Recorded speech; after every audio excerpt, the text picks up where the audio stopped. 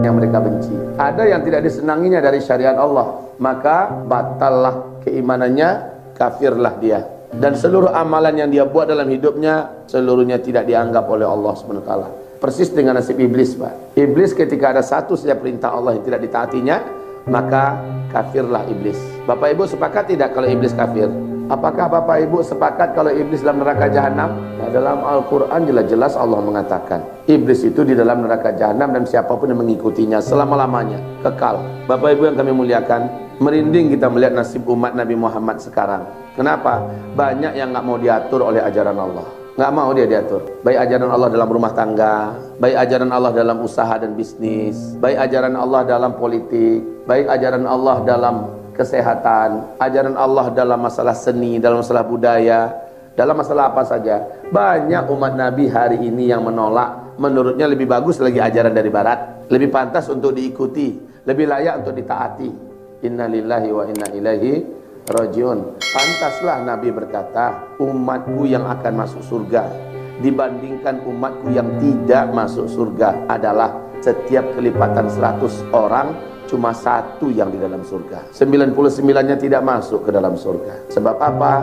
Sebab mereka tidak mau mengikuti bulat-bulat ajaran yang dibawa oleh Rasulullah dari Allah Subhanahu wa ta'ala. Tidak mau patuh dia. Ini bahaya Bapak Ibu. Coba lihat Abu Bakar As-Siddiq, awal dia dibaiat menjadi khalifah. Kerjaan pertama khalifah Abu Bakar apa Bapak Ibu? Memerangi kaum murtadin. Betul? Kenapa mereka dikatakan murtad? Seluruh sahabat sepakat mengatakan bahwa mereka murtad. Padahal mereka masih bersyahadat, mereka masih sholat, mereka masih puasa, mereka masih mau haji, mereka masih mau melaksanakan ibadah-ibadah dalam Islam. Cuma satu kesalahan mereka, mereka menolak kewajiban zakat. Dikirim oleh Abu Bakar As-Siddiq, ulama-ulama senior dari kalangan para sahabat, dikirim ke sana, diyakinkan kepada mereka nih ayatnya, nih hadisnya, tetap mereka menolak. Lalu kesimpulan Abu Bakar, mereka telah murtad. Hukum dalam Islam orang yang murtad memang diperangi. Maka dikirimlah pasukan. Satu-satunya orang yang menolak untuk memerangi mereka adalah Umar bin Khattab. Umar datang pada Abu Bakar As-Siddiq, wahai khalifah, tega engkau. Orang yang masih bersyahadat engkau perangi, orang yang masih sholat engkau perangi, orang yang masih mau puasa, masih mau haji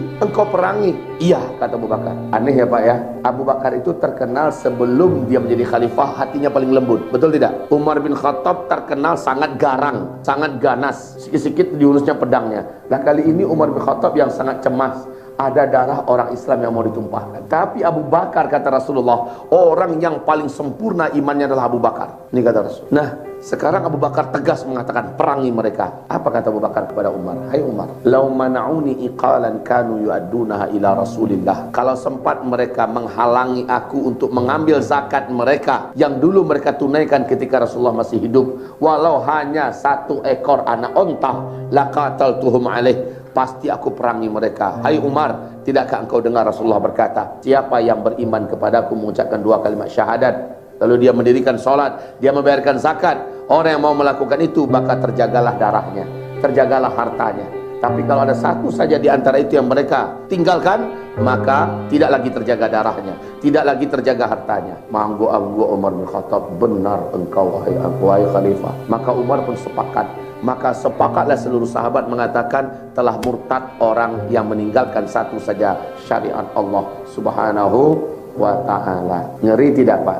Ngeri tidak Bu? Ada tidak di antara keluarga kita yang dengan tegas menolak dan benci dengan sholat? Kalau ada bahaya ini, bahaya sudah. KTP-nya saja masih mereknya Islam. Dia akan termasuk di antara orang yang 100 orang 99-nya di neraka. Termasuk itu tuh. Karena ada di antara syariat Allah yang dia tolak. Kalaupun dia melakukan kebaikan ini, kebaikan itu, batal semuanya. Kan itu surat Muhammad tadi, ayat 8 ayat 9. Batal semua kebaikan-kebaikan yang lain yang dia buat. Karena ada di antara syariat Allah yang dia tolak, yang dia benci. Ibu punya anak gadis tak Bu? Ibu punya. Anak gadis ibu setelah akil balik kan wajib menutup aurat kan? Wajib menutup aurat. Dia wajib menutup auratnya. Yang aurat itu yang mana? Selain wajah, selain tangan. Nah, ini aurat semua. Sampai kepada mata kaki ini sampai kepada punggung kaki itu aurat. Kalau keluar dari rumah atau bertemu dengan laki-laki yang bukan mahramnya, wajib dia tutup semua kecuali wajah, dan sekarang dia buka-buka. Yang berdosa siapa? Dia berdosa. Terus siapa lagi? Kedua orang tuanya. berdosa. Tapi kalau penolakannya, kalau dia tidak pakai jilbab, gara-gara dia benci dengan jilbab, gara-gara dia menolak syariat jilbab, lain lagi hukumnya, dia sudah keluar dari Islam. Tapi kalau dia tidak mau pakai jilbab hanya gara-gara dia merasa kepanasan, malas, saya kan cantik, saya pakai jilbab jadi nggak kelihatan cantik lagi. Kalau hanya itu alasannya, sementara diakui jilbab itu wajib, maka dia masih muslim. Tapi dia muslim yang fasik. Hanya saja kalau dia tidak mau pakai jilbab karena dia benci dengan jilbab, karena dia benci dengan syariat Allah yang mewajibkan menutup aurat, maka batallah Islamnya. Faham Bapak Ibu?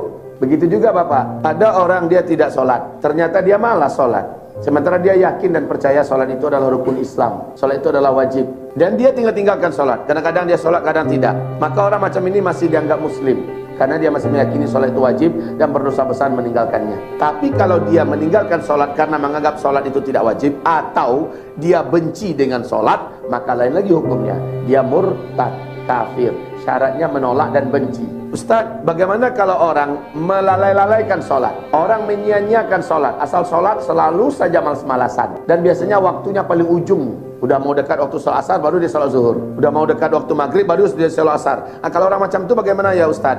Maka tempatnya kata Allah dalam Al-Quran di wail, wailul lil musallin. Apa itu wail? Secara bahasa Arab artinya wail itu adalah celaka. Tapi wail itu adalah sebuah lembah khusus dalam neraka jahanam yang hanya akan dihuni oleh orang-orang tertentu, di antaranya orang yang memain-mainkan sholat. Kadang sholat, kadang tidak. Kalau sholat pun sudah di ujung-ujung waktu, dilaporkan kepada Nabi, ya Rasul, si fulan sholatnya udah dekat, waktu sholat berikutnya baru dia sholat. Sering begitu, sering ya Rasulullah. Maka kata Rasul, fatilka sholatul munafik, itulah ciri khas sholatnya orang munafik katanya. Kalau sholatnya main-main, main-main gimana? Tak tiktok, salah saya, assalamualaikum. Orang masuk masjid, ada Nabi ketika itu ya, masuknya masjid, langsung tak tiktok, sabanta bana, assalamualaikum, assalamualaikum ya Rasulullah katanya. Rasul tidak mau sambut tangannya. Kata Rasul, kamu ngapain tadi? Saya sholat ya Rasulullah. Kayak gitu sholat? Iya ya Rasul. Ulang balik. Innaka lam tusalli. Salli, innaka lam tusalli. Ulang balik sholat kamu. Tadi itu bukan sholat namanya. Selesai dia ulang kali kedua, assalamualaikum ya Rasulullah.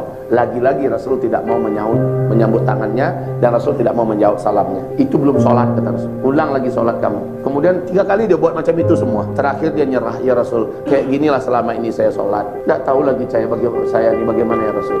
Maka kata Rasulullah SAW, dengar baik-baik, sholat itu kamu berikan hak-haknya. Kamu bacalah bacaan yang benar, dan kamu bergeraklah sampai tenang seluruh anggota tubuhmu, baru berpindah kepada gerakan yang lain. Baik. Jadi tempat orang yang sholat macam itu di neraka wail.